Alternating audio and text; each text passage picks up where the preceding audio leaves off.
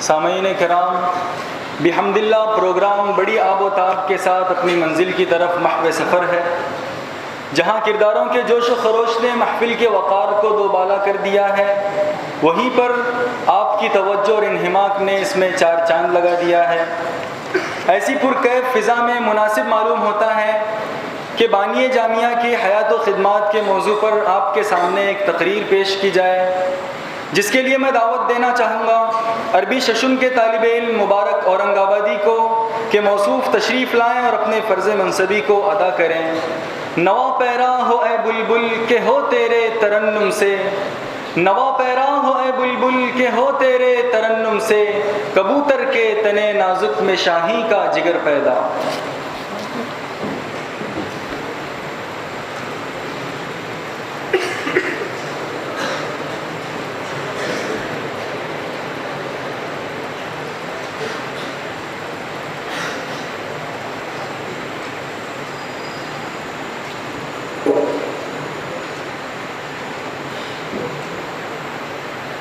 نحمده ونصلي على رسوله الكريم أما بعد أعوذ بالله من الشيطان الرجيم بسم الله الرحمن الرحيم من المؤمنين رجال صدقوا ما عاهدوا الله عليه فمنهم من قضى نحبه ومنهم من ينتظر وما بدلوا تبدیلا۔ صدق اللہ العظیم۔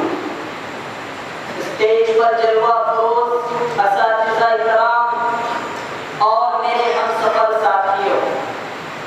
ازل سے رب لم یزل کا یہ دستور رہا ہے کہ اس نے اپنے دین کی حفاظت کے لیے ہر دور میں کسی نہ کسی حق پرست گروہ کو جنم دیا۔ انہی حق کے جانثاروں میں سے ایک گروہ علماء دیوبند کا بھی ہے، جنہوں نے ہر میدان میں ایک بے مثال تاریخ رقم کی ہے، اور اسی گروہ کا ایک فرد باوقار بھی ہے جسے ہم مولانا احمد حسن خان سنگلگی کے نام سے یاد کرتے ہیں۔ اسلام کے دھڑکتے دلوں خدا کا وہ پتلے جلیل 1296 ہجری میں سملک نامی ایک گمنام چھوٹے سے دیہات میں اپنی زندگی کی صبح کرتا اور شعور کی ابتدا ہوتے ہی اپنے ہی گاؤں میں علم کی پہلی سیڑھی یعنی مکتب میں داخل ہوتا ہے اور آخری سینے کے طور پر مدرسہ امینیہ میں پروان چڑھتا ہے۔ لیکن وہ عظیم انسان جس کے رگ و ریشے میں اخلاص، دینی حمیت و غیرت ودیعت کر دی گئی ہو، وہ خدا کا مرد مجاہد کہ ایمانی غیرت جس کے وجود میں پوری طرح پیوست کر دی گئی ہو، وہ عظیم انسان جس کا ذہن ہر وقت اسلام اور اسلامی تعلیمات کے لیے حیران و سرگردہ رہتا ہو، وہ انسان جو وقت اور وقت کی سر و سامانیوں کو نہ دیکھتا ہو بلکہ وقت اپنے سارے سامانوں کے ساتھ اس کی راہ تکتا ہو، وہ جو عالم کی کہ ساری مشکلیں جس کی راہ میں آ کر غبار و خاکستر بن کر اڑ جاتی ہو، وہ اللہ کا مرد مجاہد کہ ساری مشکلیں جس کی جولان قدم کے نیچے آ کر پس جاتی ہو، اگر دنیا والے اس کا ساتھ نہ دے تو پہاڑ اس کے ساتھ چلنے لگتے ہو، اگر دنیا اس کے ساتھ بے وفائی کرے تو چرند پرند اس کی وفاداری کرنے لگ جاتے ہو، اگر دنیا والے اس کی شمع بجھا دے تو ستارے اس کی راہ میں قندیلیں باندھنے لگتے ہو، اگر دنیا والے اس کی رفاقت اختیار نہ کرے تو آسمان کو اپنی رفاقت کے لیے نیچے اتارنے والا ہو، جس کا علم مشکات نبوت سے ماخوذ ہو، جس کا قدم منہاج نبوت پر استوار ہو، جو ایک ہاتھ میں کتاب اللہ اور دوسرے ہاتھ میں سنت رسول لیے ہوئے ساری دنیا کی روح و قلوب کی بیماریوں کی شفا کا اعلان کرنے والا ہو، وہ کہاں اتنے پر بس کرتا۔ چنانچہ صورت میں کچھ عرصے تک علم کے جام پلا پلا کر وہ عظیم انسان اپنے وطن میں مقیم ہوتا ہے، اور دیکھتے ہی دیکھتے 1326 ہجری میں تعلیم الدین نامی مکتب نما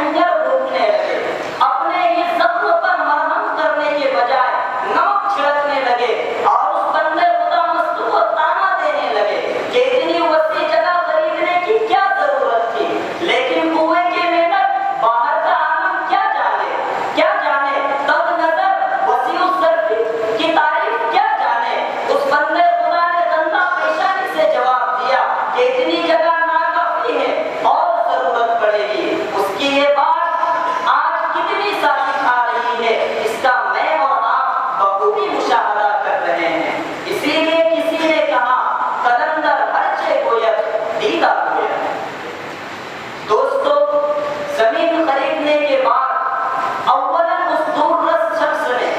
مسجد کی بنیاد ڈالی اور دارالقلعہ اور درسگاہوں کے انتظام کی خاطر جنوبی افریقہ کوچ کیا، لیکن وہاں پہنچا تو کیا دیکھتا ہے کہ مسلمانوں کا شیرازہ منتشر ہوا پڑا ہے۔ اپنی ضرورت کو پیش کرنے سے پہلے ان کی ضرورتوں کو پورا کیا اور انہیں باہم شیر و شکر کرنے کے بعد اپنی ضرورت پیش کی تو ساروں نے خوب مل جل کر اس مدرسے کے لیے تعاون کیا۔ لیکن زندگی کی بے وفائی کسی پر مخفی نہیں ہے، زندگی کی بے وفائی آیا اور بیا ہے۔ چنانچہ وہ مسافر جس کا اس خاکی مسافر خانے میں غروب ہوا وہ اپنے وطن واپس نہیں لوٹنے پاتا ہے کہ اپنے مالک حقیقی سے جا ملتا ہے۔ وہ آفتاب جو 1296 ہجری میں سملک میں طلوع ہوا تھا وہ اپنے وطن سے کوسوں دور جنوبی افریقہ میں جا کر غروب ہو جاتا ہے، لیکن جاتے جاتے اپنی کچھ کرنیں چھوڑ جاتا ہے، کچھ یادیں دے جاتا ہے، کچھ باتیں بتا جاتا ہے، کچھ سبق سکھا جاتا ہے، کچھ غم دے جاتا ہے، کچھ خوشیاں دے جاتا ہے، اور یہ گلستہ ہمارے حوالے کر جاتا ہے اور بزبان حال یہ کہہ جاتا ہے کہ تم ہمیشہ اس کو سرسبز و شاداب رکھنا، تم ہمیشہ اس کی آبیاری کرنا، تم ہمیشہ اسے زندہ و تابندہ رکھنا، اور خدا سے یہ دعا کر جاتا ہے پھلا پھولا رہے یارب چمن میری امیدوں کا، پھلا پھولا رہے یارب چمن میری امیدوں کا، جگر کا خون دے دے کر یہ بوٹے میں نے پالے ہیں۔ دوستو، اگر آج مجھ سے کوئی یہ سوال کرے کہ اس جامعہ کے بارے میں کچھ بتاؤ، اس جامعہ کے متعلق میں کچھ جاننا چاہتا ہوں، تو میں اسے یہ کہوں گا کہ مجھ سے نہ پوچھو۔ اگر تمہیں جامعہ کے بارے میں کچھ جاننا ہی ہے تو جاؤ وہاں اولپور کی اس بے زبان عدالت سے پوچھو جس میں مرزائیت کے صحیح خط و خال کو آراستہ کیا گیا تھا۔ اگر تمہیں جامعہ کے بارے میں کچھ جاننا ہی ہے تو جاؤ آنند، نڈیا اور کچھ کی ان راہوں سے پوچھو جہاں گلی گلی نگر نگر کی صدائیں بلند کی گئی تھی، جہاں ایک مخلص مرد خدا نے، جہاں ایک دوررس شخص نے باطل پرستوں میں کھلبلی مچا دی تھی۔ اگر تمہیں جامعہ کے بارے میں کچھ جاننا ہی ہے تو جاؤ اس امت خضرا سے پوچھو کہ تجھے منہدم ہونے سے کس نے بچایا تھا۔ اگر تمہیں جامعہ کے بارے میں کچھ جاننا ہی ہے تو جاؤ پشاور کے ان علاقوں سے پوچھو کہ جہاں قادیانیت کو ملت بیضا سے الگ کرنے کی سعی کی گئی تھی۔ اگر تمہیں جامعہ کے بارے میں کچھ جاننا ہی ہے تو جاؤ انگریز کے اس عہد نحوست کو یاد کرو جس میں اسی جامعہ کے بیٹے نے قادیانی تحریک کو وادی کفر میں دفن کر دیا تھا۔ آج میرے اس جامعہ سے من کر رہا ہے کہ مخاطب ہو جاؤں، آج من کر رہا ہے کہ اسے میں اپنا مخاطب بنا لوں، آج من کر رہا ہے کہ اس سے کچھ باتیں کر لوں، آج من کہہ رہا ہے کہ دل کی دھڑکنوں کو اس کے سامنے نکال کر رکھ دوں اور اسے یہ کہہ دوں کہ اے جامعہ، تیرے سرۂ عرضی کو سلام جو احمد و سعید اور انور و شبیر کے پاکیزہ انوار سے شرابور ہوئی، تیرے اس خاکی ٹکڑے پر بارہا صراط منیر کے پیر پڑتے رہے، تیرے اس آستانے پر انور شاہ کشمیری سا مرد باصفا اور بیتا و صدق و وفا کا غروب ہوا، تیرے اس چمن میں شبیر احمد عثمانی تفسیر کے گیت گاتا رہا، تیرے اس مٹی سے یوسف بنوری جیسے اولاد نے جنم لیا۔ اے مادر علمی، چاند کی چاندنی، شام کی شفق، سحر کی شفق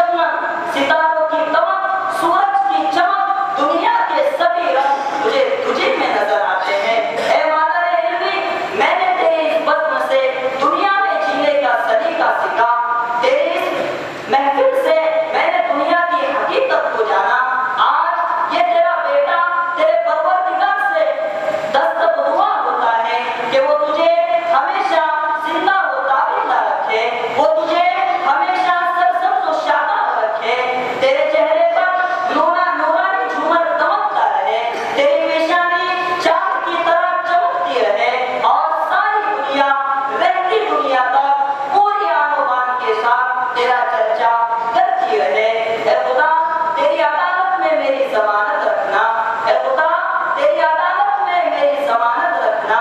मैं रहूं न रहूं मेरे जामिया को सलामत रखना। व आखिरु दावाना अल्हम्दुलिल्लाहि रब्बिल आलमीन। जज़ाकल्लाहु अहसनल जज़ा। अल्लाह तबारक व तआला मौसूफ़ को अपनी दीन की खिदमत के लिए कबूल फरमाए।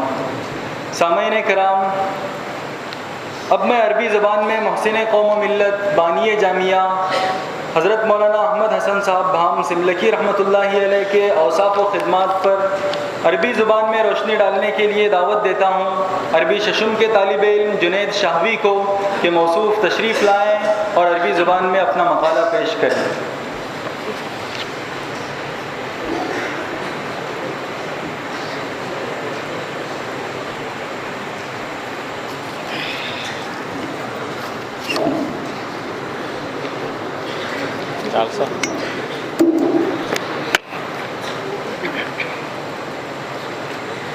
बिस्मिल्लाहिर्रहमानिर्रहीम।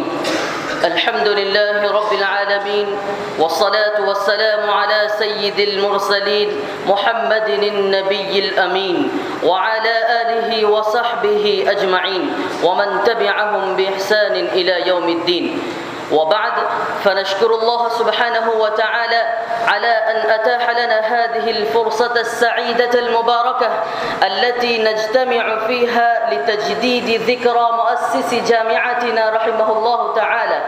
الذي مضت على وفاته 100 سنة وهو لا يزال حيا فينا بأعماله وخدماته. اقرأوا التاريخ إذ فيه العبر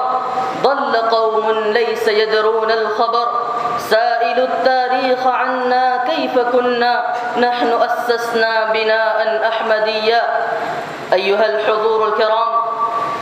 إن ديننا القويم قد تميز عما سبقه من الأديان بمعجزة تتجدد في كل وقت وآن، ألا وهي معجزة الرجال الذين عاشوا حياتهم للإسلام فلم يعرفوا للراحة طعما ولم يعرف الخمول إلى نفوسهم طريقا. فإلى صورة رجل عظيم من أولئك الأخيار، رجل عظيم القدر رفيع المنزلة جهل سيرته الكثير من الطلبة الكرام، بل تجاهله، لا أقول العامة، بل تجاهله الوعاظ والكتاب. فحسبي وحسبكم هذه الليلة أن نقف مع بعض صور من حياة هذا العلم وقفة تذكر وتدبر وعظة وعبرة في وقت نحن أحوج إليه ما نكون فيه إلى سير هؤلاء. أيها الإخوة، كم سمعنا من مشايخنا أنهم إذا رفعوا أكفة الضراعة إلى الله سبحانه وتعالى ودعوا لهذه الجامعة بالخير بدعوا بالدعاء لمؤسسها، لا تكاد تخلو من ذلك دعوة من دعواتهم الصالحة. وبهذا يستشعر الإنسان أن المؤسس رجل عظيم ورعا وتقوى، علما وعملا، تضحية وفداء. وأنا أذكر لكم صورا قلائل من حياة هذا الرجل العظيم وأدع الباقية لتكميلها في المحاضرات الأردية. أيها الإخوة، أسس الشيخ أحمد حسن بام السيملكي رحمه الله تعالى بنيان المدرسة في سملك على تقوى من الله ورضوان، وبطلب منه وجع حجره الأساسي أستاذه الشيخ أحمد ميا اللاجفوري المتوفى بعد تأسيس الجامعة بسنة. أيها الإخوة، هل سمعتم عن الظروف التي ابتدأت فيها المدرسة؟ لم يكن عند الشيخ مال ولا متاع ولا رصيد ولا مورد من موارد الثروة، فلا زاد إلا حسن النية في هذا العمل العظيم. ثم أحوال المسلمين في هذه الديار تثير في نفسه أمواجا متلاطمة من الغيرة والحماسة الدينية وتحثه على ترويج العلم الشرعي الصحيح بين أبناء المسلمين. وإليكم حال معاناة الشيخ وتحمله المشقة والمتاعب لأجل جمع لقمة العيش للطلبة الكرام. كان الشيخ رحمه الله تعالى قد وضع جرتين في كل بيت من بيوت هذه القرية الفقيرة، جرة للأرز وجرة للشعير، فإذا نهضت النساء لخبز الأخباز وطبخ الأرز لبيوتهن أخذن قبضة من الشعير وقبضة من الأرز وألقينها في تلك الجرات، فإذا امتلأت الجرات بالغلات ذهب الشيخ إلى تلك البيوت وذهب بها إلى المدرسة وقدمها للطلاب الدارسين. وفي هذه القصة وقفات ودروس لنا العاملين في مجال الدين، دروس نحتاج إليها في كل حين، منها تجشم المشقة في سبيل الدين من أي نوع كانت المشقة. صورة أولى: قيام أسرة الشيخ بدور عظيم في تاريخ المدارس. إن للمدرسة حوائج كثيرة غير الطعام والسكن. رأى الشيخ أن ما عنده من المال لا يفي بحوائج المدرسة، رأى ما في بيته من الأثاث فوجد أن أغلى الأشياء حلي أهله، فدعاها للتضحية ورغبها في بيع حليها، فما كان منها إلا أن رضيت رجاء الأجر الجزيل من الله تعالى، فباعها وأنفقها في حوائج المدرسة. وهذه التضحية العظيمة تشابه أختها التي قدمتها امرأة صالحة لدار العلوم ديوبند، تضحيات ومفاخر خالدات لم تجتمع إلا لقليل. فلو كان النساء كمن ذكرنا لفضلت النساء على الرجال، وما التانيث لاسم الشمس عيب، وما التذكير فخر للهلال. إخوة الإيمان، كما نقرأ في كتب سيرة أن النبي صلى الله عليه وسلم لما خرج إلى الطائف ليدعو أهلها إلى الإسلام، فإن أهل الطائف ورؤساءها قاموا بإغراء الأشرار ليؤذوه، فلاحقوه يسبونه ويرمونه بالحجارة حتى ديمت قدماه الشريفتان وسالت على نعليه الدماء. فإن مؤسس الجامعة رحمه الله تعالى أيضا ابتلي بمثل هذا البلاء، وقصته كما يرويها أحد أساتذة الجامعة نقلا عن رجال صالحين وصادقين من أهل هذه القرية، أن الشيخ أحمد حسن رحمه الله تعالى خرج ذات مرة لجمع التبرعات للطلاب الدارسين، إذ تبعه بعض الأشرار بالحجارة فوقعت الأحجار عليه وسقط على الأرض، فقام وجعل يلتقط الأحجار ويجمعها في ذيل قميصه، فقال له بعض الناس: ما هذا الذي تفعله يا شيخ؟ فقال كلاما ملؤه الألم والحزن، فقال: إن هذه الأحجار وجدتها مع ما وجدت من تبرعات شعبية لمصالح المدرسة، وإني لما أقوم ببناء المباني في مدرستي فإني أجعل هذه الأحجار جزءا لتلك المباني. وفي هذا الحديث صور أي صور وعبر أي عبر، حقيقة بالتأمل والوقفات عندها. صورة أخرى: لم يمكن لأحد أن يقدر عند افتتاح المدرسة أن المدرسة التي أسسها الشيخ لم تكن مجرد كتاب يعلم فيه الصبيان فحسب، لا، بل كانت فاتحة تاريخ جديد وبداية خير عظيم بورود وإقامة الأئمة الأعلام والمشايخ الكبار إلى هذه القرية، وبدء أعظم مركز لدراسة الحديث الشريف في الهند حينئذ. لا يجهل أحد مكانة الرؤيا الصالحة في حياة المسلم، فإنها جزء من 46 جزءا من النبوة وبشرى عظيمة للمؤمن. يقول صلى الله عليه وسلم: إنه لم يبق من مبشرات النبوة إلا الرؤيا الصالحة يراها المسلم أو ترى له. فكان من هذا النوع ما ذكره جد مديرنا الشيخ أحمد بزرق رحمه الله تعالى يقول: رأيت فيما يرى النائم أن جسد رسول الله صلى الله عليه وسلم الطاهر موجود في ظل شجرة الأثاب عند ملتقى الطرق في سملك، ومؤسس الجامعة الشيخ أحمد حسن واقف على رأس رسول الله صلى الله عليه وسلم، وخرجت من بيتي أريد المسجد، فلما انتهيت إلى مفرق الطرق فإذا بالشيخ أحمد حسن يناديني، فذهبت إليه فقال: ساعدني في حمل جسد رسول الله صلى الله عليه وسلم الطيب، فحملنا جسده الشريف ووضعناه على سرير في بيت الشيخ. وبعدما سمعتم إلى هذه الرؤيا إليكم قصتين عظيمتين تدلان على ثقته بالله تعالى. أيها الإخوة، بعد افتتاح المدرسة في السملة بزمن يسير صار عدد الطلاب الواردين إليها يتزايد باستمرار، ولذلك كان الشيخ رحمه الله تعالى حريصا كل الحرص على أن يشتري بقعة أرض فصيحة تصلح لبناء جامعة. وبعد مكافحة عظيمة وجهد غير قليل قدر له شراء بقعة من الأرض غربي قرية دابيل قريبا من مصلاها. وعند ذلك عابه وانتقده بعض الناس قائلين: لا حاجة إلى شراء هذه الأرض الواسعة. لكن الشيخ رحمه الله تعالى كان مكرما من الله تعالى ببصيرة في قلبه وفراسة إيمانية، فكان يقول لهم: إن هذا القدر من الأرض ستضيق بأهل المدرسة ويضطرون إلى شراء أكثر من هذا، وقد جعل ذلك ربي حقا، فنشأت هذه الجامعة الكبيرة التي نحن فيها يتراوح عدد طلابها بين 800 و900 طالب، وقد زاد عدد الطلاب في بعض السنوات الماضية على 1000 طالب، كما هو مصرح في تاريخ الجامعة الذي لم يتبع بعد. يسر الله سبحانه وتعالى طبعه على أحسن وجوه. ومن كراماته أنه كان يقول لإحدى تلميذاته: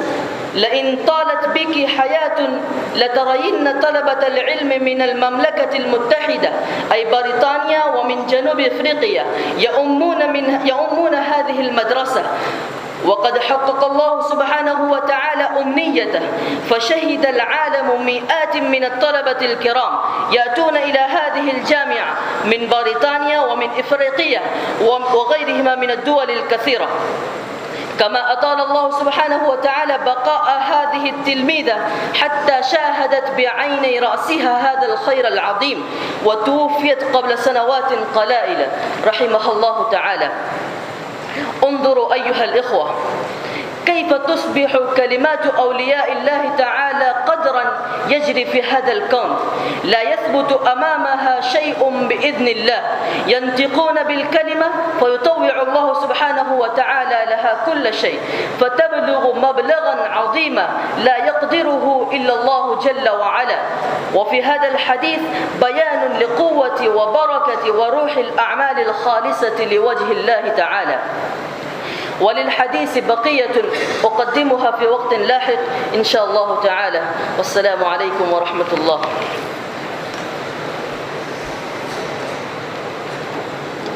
جزاك الله أحسن الجزاء.